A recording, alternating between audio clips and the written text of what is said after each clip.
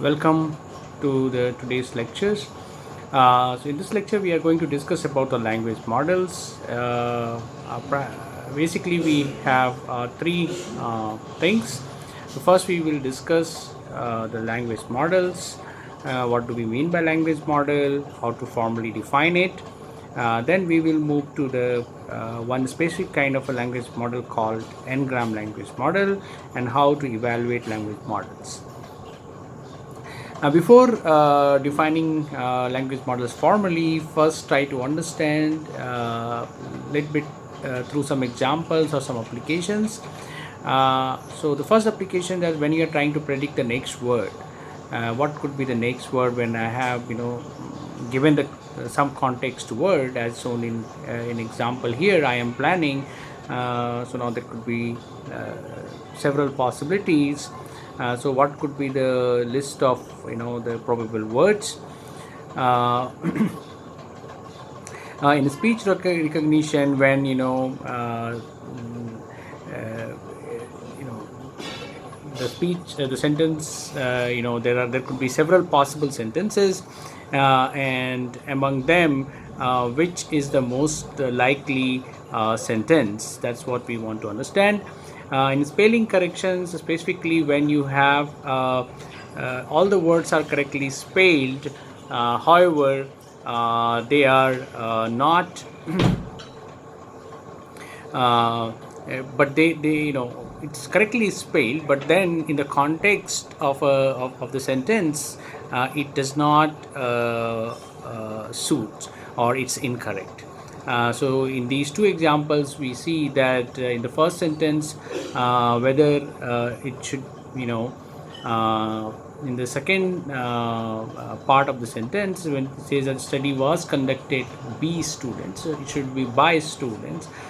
B as a spelling it's correct, but then in the context of this particular sentence that is incorrect. And similarly for the second example.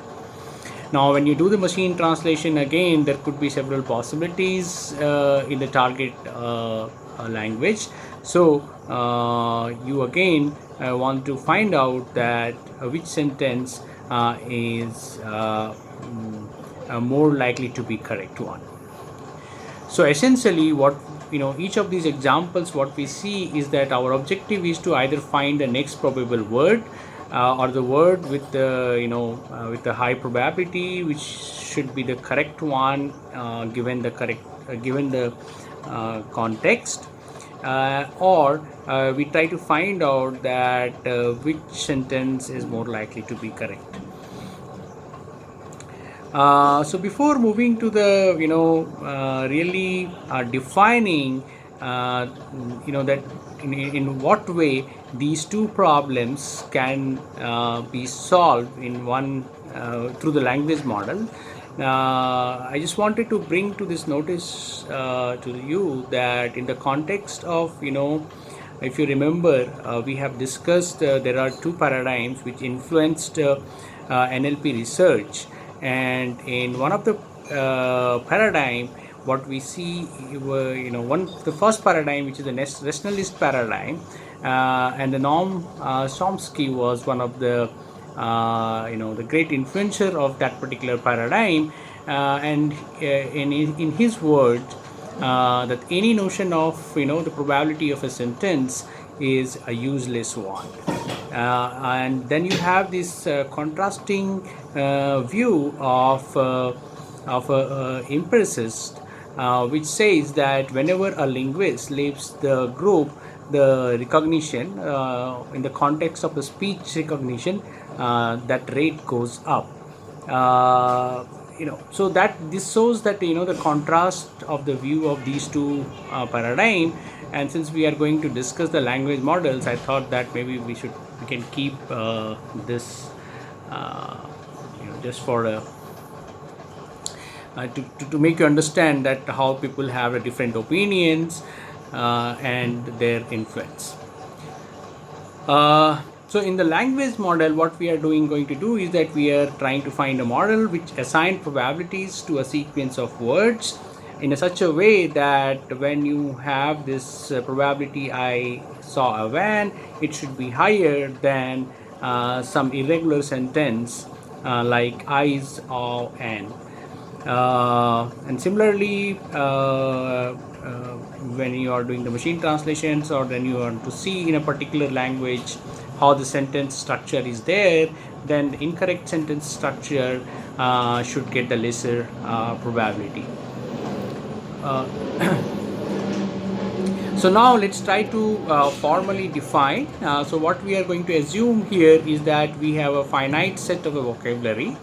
So you can assume this as your the tokenized words which constitutes the vocabulary, and then you have a set which is basically built over this vocabulary set containing the strings of these tokens, and the tokens are coming from this set vocabulary, and in each of the the string, the last the token or the word is stop.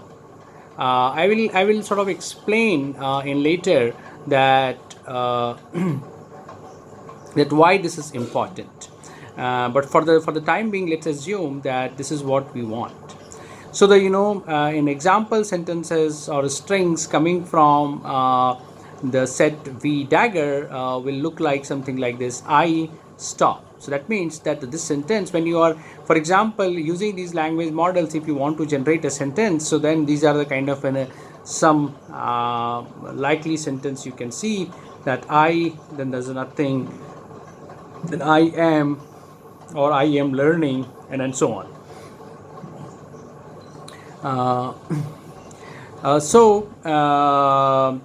So okay, of course we have these two things, and then on top of it we want to define a function such that for any string coming out from this set V dagger, we have the positive values to it, and summation over all possible such a string, the value if you take, then this becomes 1. So essentially what we are saying is that this function over this string is a probability distribution over this set. So that's what the in language model, that is what we are actually looking for. Now the question is that how you are going to estimate these probabilities. So again, so my objective is to compute for any given string, I want to calculate this one. Okay, in this particular example I have not taken the stop, but I think I should have taken. So let's add that this is stop as well, but I think you will understand that what I wanted to say. So objective is to compute this given a string, and the idea is that can I just estimate using the following formula. So probability given probability of having this NLP given I am fascinated with. Now why I am actually doing this is essentially I think I should have mentioned it here, that what I'm trying to do here is that I wanted to calculate P x1 x2 xk. Okay, now so this is a joint probability distribution of all these words, and what I am done is that instead of estimating this directly, I decomposed it using the chain rule. So I have sort of applied the chain rule here, and I have written down it is in terms of, let's say that probability Px1 into probability x2 given x1 into probability x3 given x1 x2 and so on. Okay, so probability of xk given x1 to xk minus 1. So this is an I can sort of decompose, and this is a kind of an exact estimation. I mean, this is in the left hand side and the right hand side will give me the exact the same value. So there is no approximation here, and so what I'm doing is that in that context, so when I have to estimate this probability, I can sort of decompose using the chain rule, and then for each of these conditional probability, I try to sort of calculate using this the frequency approach. Okay, so can I do that? And if I want to do that in this fashion, then what is the problem here? The problem is that if you assume that your vocabulary set is of size, let's say that 10,000.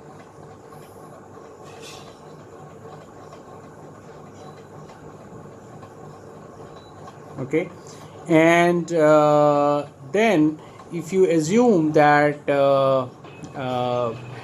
even if you assume that there are, let's say, the fixed length of each of the sentences of the fixed length of 4 or 5, whatever you assume, then that means that these many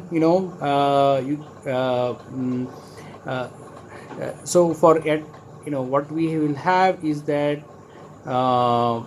we have 10,000 to the power of 4 possible sentences can be there. And although in some of the sentences we will never see because they will not be the correct sentence, but still among, let's say that this is a rough approximation, but you can this gives a rough idea that there will be too many possible sentences, and we may not have that enough in our training data that we will be able to see all possible sentences, so that we will have a non-zero count of in both, let's say, the numerator as well as the denominator. So that sort of so too many possible sentences, that leads to the the data sparsity, in the sense that you will have only few of them, and then most of the sentences which are not seen would be value 0. Only few sentences will have some value, and then since you have not seen many of the sentences, when it comes in your unseen data, then it will underestimate the probabilities, so that we will have the poor generalizability. So all of these issues are linked together if we want to sort of use this kind of estimation. So then what better we can do?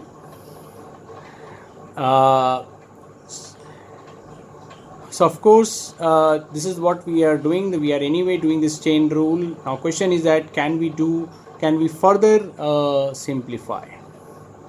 So perhaps having some approximation might help us, and instead of considering while calculating the probability of eat given I want to, I may consider only probability eat given it's the last word, the just previous word, which is 2, or I can only consider the last 2 words.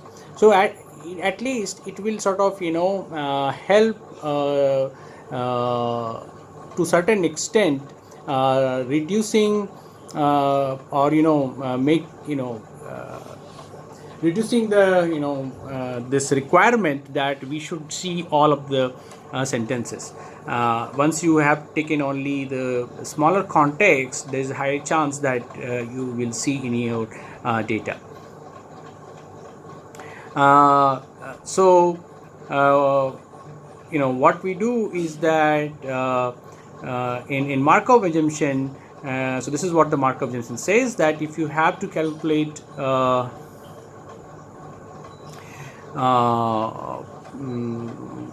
okay, let me write it down here. I have already in the right hand side, I have tried to taken in a direct way. So essentially what I wanted to say, that if I have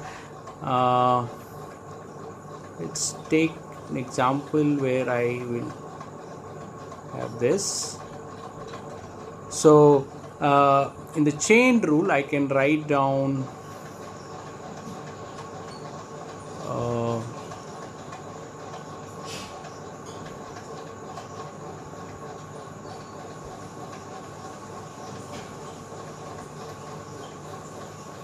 okay, that is a chain rule. Now in the this is I minus 1. Now if I do the Markov assumptions, and then we say that we are only going to say that they are going to dependent on last k words and not the all the entire context, then so now I will sort of estimate these probabilities, saying that now xi given it's only going to dependent on the last k, so it would be xi minus k to xi minus 1. Okay, so in this case, if I am going to only consider, for example, we have the 4 words here, and if I am saying that I am going to only consider the last word or last 2 words, so then in that case it would be written as probability of x1, probability of x2 given x1, and see, we can assume that there are, we can use some special symbol. Let me just do one thing. Okay, no, yeah, I wanted to have eraser.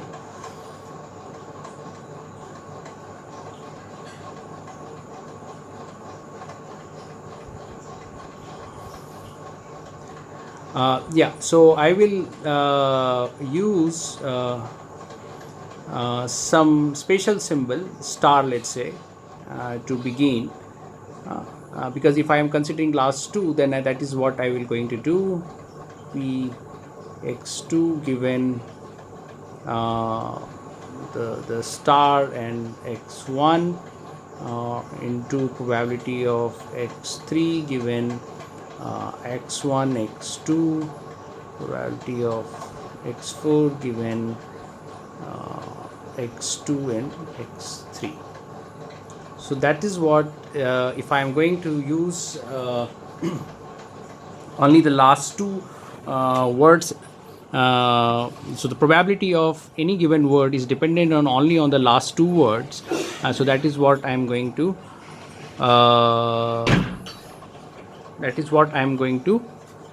consider here. Okay, so I think this is not clear. So now my whole conditional probability can be written as, okay, so this is also I have written it here.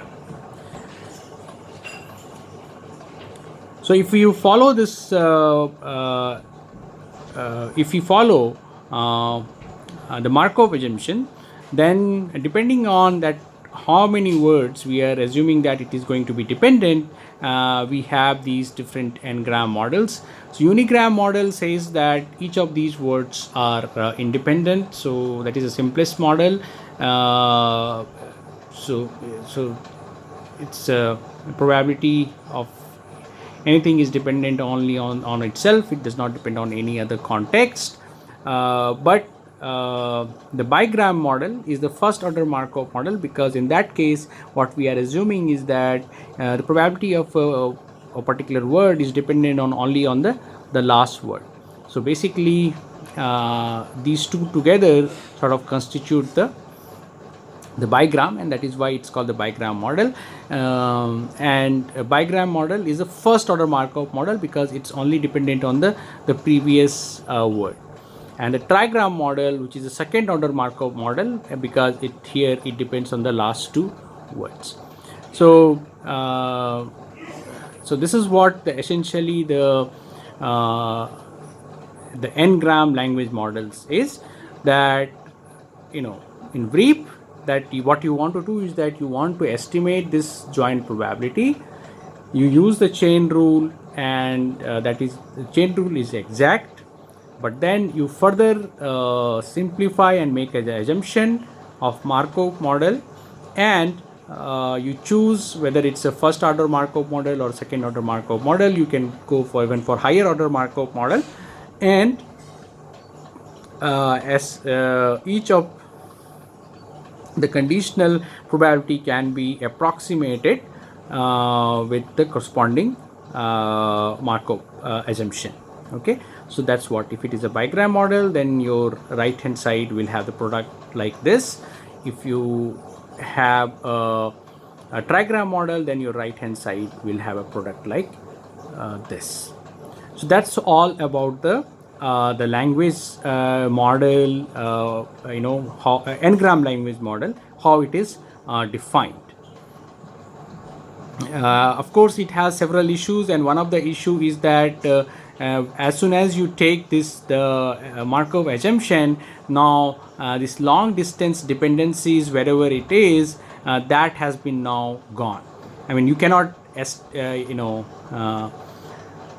estimate that or capture the long distance dependencies using this n-gram model when your this n is chosen in such a way that it does not take care of this long distance dependencies. So then often we take this bigram or a trigram, and if the words are beyond this dependencies are beyond these the last word or previous two words, then it's not going to capture. So for example, in this case, the computer which I had just put into the lab on the 5th floor crashed. So this crash is basically this word is actually dependent, I mean, sort of, with respect to the computer. And if if